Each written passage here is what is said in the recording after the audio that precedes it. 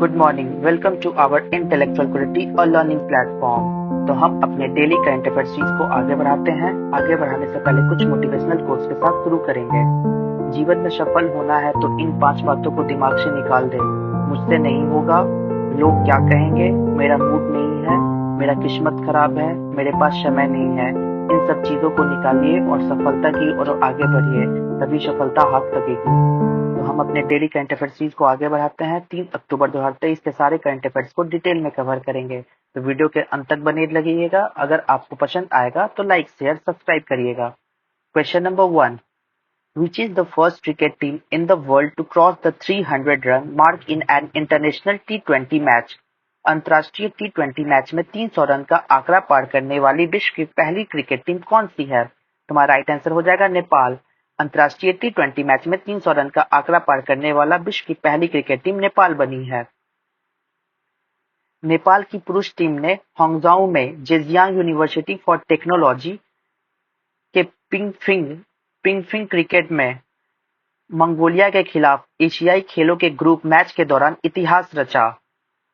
नेपाल ने 20 ओवर में 314 रनों के खिलाफ 3 विकेट का अविश्वसनीय स्कोर बनाया और टी20 क्रिकेट में 300 का आंकड़ा पार करने वाली पहली टीम बन गई है। कुशल मल्ला ने 35 गेंदों में सबसे तेज टी20 शतक का भारतीय कप्तान रोहित शर्मा और दक्षिण अफ्रीका के स्टार बल्लेबाज डेविड मिलर का रिकॉर्ड भी तोड़ दिया है। मल्ला ने महज 34 गेंदों में अपना शतक पूरा किया है। तो ये इतिहास रचने वाले हमारे नेपाल के टीम बने हैं। क्वेश्चन नंबर 2 में चलते हैं। Which constitutional amendment has been made recently? Nari Shakti वंदन एक्ट। हाल ही में नारी शक्ति वंदन अधिनियम कौन सा संवैधानिक संशोधन किया गया है? तुम्हारा राइट आंसर हो जाएगा 106वां संशोधन के द्वारा नारी शक्ति वंदन अधिनियम को जोड़ा गया है संविधान में। तो जानते हैं कि ये नारी शक्ति क्या है? तो राष्ट्रपति द्रौपदी मुर्मू के द्वारा 29 सितंबर 2023 को संसद के विशेष सत्र में दोनों सदनों से पारित महिला आरक्षण विधेयक को मंजूरी दे दी है। केंद्र सरकार ने इस एक्ट के लिए गैजेट नोटिफिकेशन जारी कर दिया है, जिसे नारी शक्ति वंदन एक्ट भी कहा जा रहा है।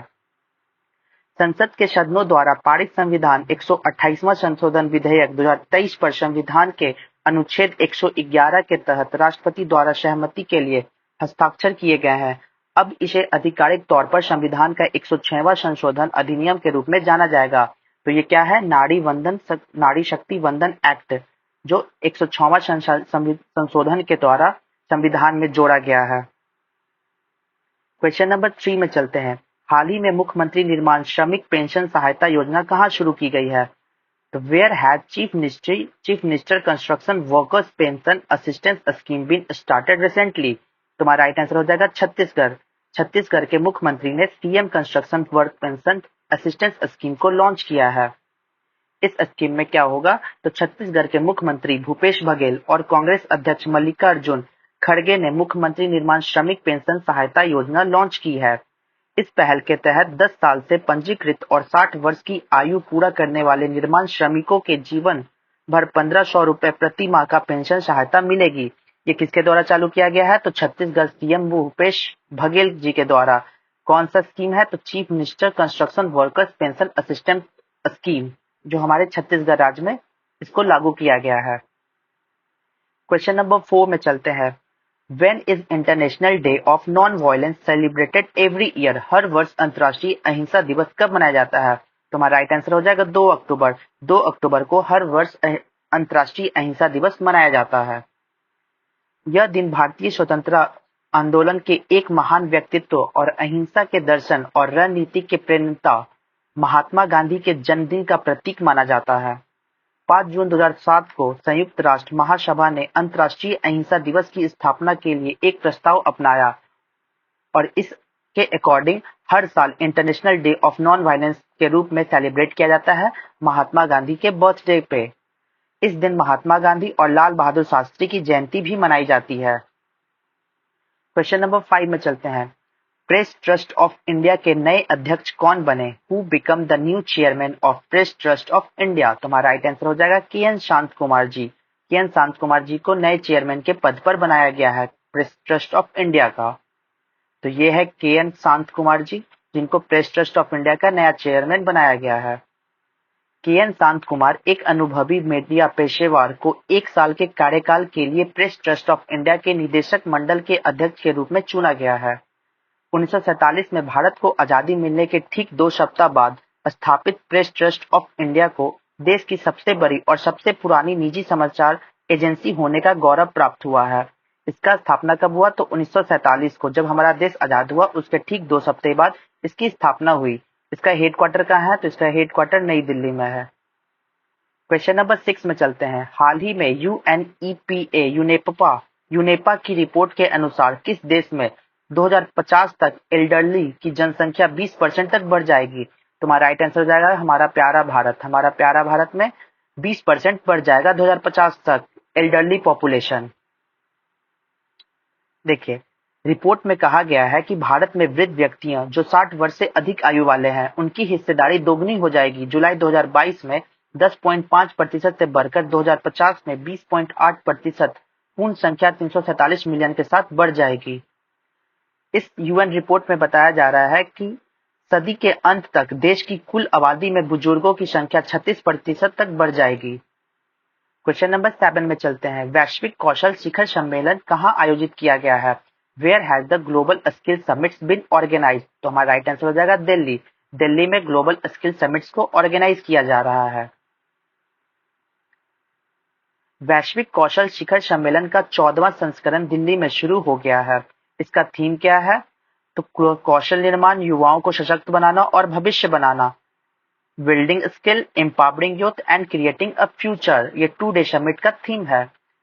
शिखर सम्मेलन का उद्देश्य है कि भारत में उच्च गुणवत्ता वाले उद्योग आधारित कौशल पारिस्थितिक तंत्र के लिए एक रोडमैप बनाया जाएगा और इस पर ध्यान केंद्रित किया जाएगा।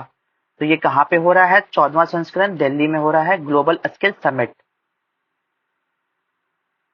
किस कार कंपनी ने 2024 तक डीजल कार का उत्पादन बंद करने का निर्णय लिया है? Question number 8। कौन सी कार कंपनी ने डिसाइड किया है कि हम लोग प्रोडक्शन ऑफ डीजल कार को बंद कर देंगे 2024 तक? तो हमारा राइट आंसर हो जाएगा वॉल्वो। वॉल्वो कंपनी ने बताया है। वॉल्वो एक कार की कंपनी है जिसने डिसाइड किया है कि हमारे प्रोडक्शन ऑफ डीजल कार को 2024 तक पूर्णतः बंद कर देंगे।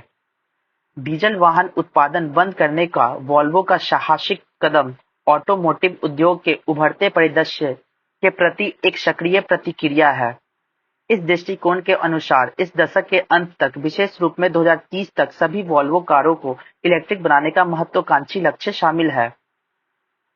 क्वेश्चन नंबर 9 में चलते हैं।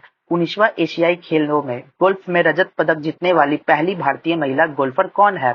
Who is the first Indian woman golfer to win a silver medal in golf at the 19th Asian Games? हमारा राइट आंसर हो जाएगा आदिति अशोक।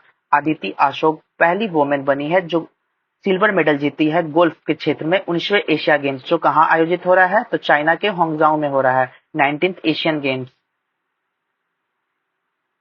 गोल्फर आदिति अशोक ने 1 अक्टूबर 2023 को एशिया खेलों में गोल्फ में रजत पदक जीतने वाली पहली भारतीय महिला गोल्फर बनकर इतिहास रच दिया है। 19वें एशिया खेलों में भारत ने अब तक 49 पदक जीते हैं। इसमें 13 गोल्ड हैं, 19 सिल्वर हैं और 17 ब्रॉन्ज मेडल शामिल है।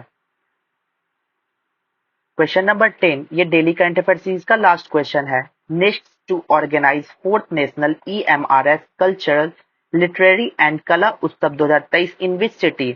नेक्स्ट किस शहर में चौथा राष्ट्रीय EMRS सांस्कृतिक, साहित्यिक और कला उत्सव 2023 आयोजित करेगा? तो हमारा राइट आंसर हो जाएगा देहरादून। देहरादून में ये नेक्स्ट ऑर्गेनाइज करेंगे 4th national EMRS cultural literary and Kala उत्सव। जनजाति मामलों के मंत्रालय के तहत जनजातीय छात्रों के लिए राष्ट्रीय शिक्षा सोसाइटी, जिसको नेक्स्ट कहा गया है, national education society for tribal students, किसके तहत? Under ministry of tribal affairs के तहत 4th national EMRS cultural literary and Kala Utsav 2023 from 3rd October to 6th October in Dehradun, Uttarakhand. Dehradun में चौथी राष्ट्रीय EMRS सांस्कृतिक, साहित्यिक और कला उत्सव 2023 का आयोजन कर रही है। 4 दिवसीय कार्यक्रम में देश भर से 1500 से अधिक एकलव्य मॉडल आवासीय विद्यालय EMRS के छात्र भाग लेंगे। इस वर्ष यह आयोजन कला उत्सव के माध्यम से स्कूली छात्रों की कलात्मक प्रतिभा को भी प्रदर्शित करेगी। तो हम रिवीजन बैच को स्टार्ट करते हैं। 2 अक्टूबर के सारे करंट अफेयर्स को रिवीजन मोड में स्टार्ट करते हैं। अंतर्राष्ट्रीय वृद्धजन दिवस 2023 1 अक्टूबर को मनाया जाता है। डॉक्टर दिनेश दासा ने यूपीएससी के सदस्य के रूप में पद और सचिव की शपथ ली है। इसे शपथ दिलाने वाले यूपीएससी के चेयरमैन मनोज सोनी जी हैं। वाइब्रेंट गुजरात ग्लोबल समिट के 20 साल के जश्न में नरेंद्र मोदी जी शामिल हुए हैं। क्वेश्चन नंबर 4, मालदीव के राष्ट्रपति डॉक्टर मोहम्मद मुइज़ को बनाया गया है। क्वेश्चन नंबर 5, एशिया खेल 2023 में कार्तिक कुमार ने सिल्वर मेडल जीता है। क्वेश्चन नंबर 6, गांधीनगर गुजरात में national institute of pharmaceutical education and research, जिसे नीपर के नाम से जाना जाता है शॉर्ट फॉर्म में, इसका फुल फॉर्म है national institute of pharmaceutical education and research, का उद्घाटन किसने किया? तुम्हारा राइट आंसर हो जाएगा अमित शाह। अमित शाह के द्वारा इसको उद्घाटन किया गया है। क्वेश्चन नंबर 7 में किस अंतरिक्ष एजेंसी ने घोषणा की कि उसका कैलिप्सो उपग्रह लिडार का उपयोग करके जलवायु, मौसम और वायु गुणवत्ता माप लेता है? तुम्हारा राइट आंसर हो जाएगा नासा। नासा का जो सैटेलाइट है कैलिप्सो, तो लिडार का यूज करके जलवायु, मौसम और वायु गुणवत्ता को माप लेगी। 2023 का शस्त्र रामानुजन पुरस्कार रुजियांग जांग को दिया गया है। क्वेश्चन नंबर 9, आतंकवादी विरोध क्षेत्र प्रशिक्षण अभ्यास FTX 2023 रशिया में आयोजित किया गया था। तो चलिए हम क्वेश्चन ऑफ द डे में चलते हैं। आज का क्वेश्चन है, which country is not a member of SAARC? कौन सा कंट्री सार्क का सदस्य नहीं है? यहाँ पे आपको ऑप्शन दे रहा है, पहला नेपाल, दूसरा बांग्लादेश, तीसरा म्यांमार और चौथा आपका हो जाएगा अफगानिस्तान। आपको जो भी आंसर लगेगा, आंसर आप कमेंट बॉक्स में दीजिएगा।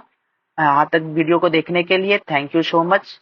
इसे ज्यादा से ज्यादा लाइक करिए, शेयर करिए और सब्सक्राइब करिए। जय हिंद, जय भारत।